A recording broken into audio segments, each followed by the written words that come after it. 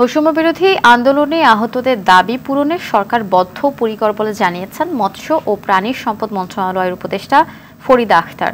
সকালে সাভারে বাংলাদেশ প্রাণী সম্পদ গবেষণা ইনস্টিটিউটে কর্মকর্তাদের সঙ্গে মতবিনিময় অনুষ্ঠান শেষে সাংবাদিকদের সঙ্গে আলাপকালে তিনি একথা বলেন।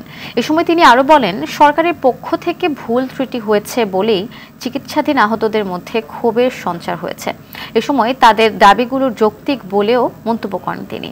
এর আগে বাংলাদেশ প্রাণী সম্পদ গবেষণা ইনস্টিটিউটের সম্মেলন কক্ষে মতবিনিময় সভায় প্রতিষ্ঠানের মহাপরিচালক ডক্টর শাকিলা ফারুকের সভাপতিত্বে মতবিনিময় সভায় আরও উপস্থিত ছিলেন মৎস্য ও প্রাণী সম্পদ মন্ত্রণালয়ের যুগ্ম সচিব শাহিনা ফেরদৌসী।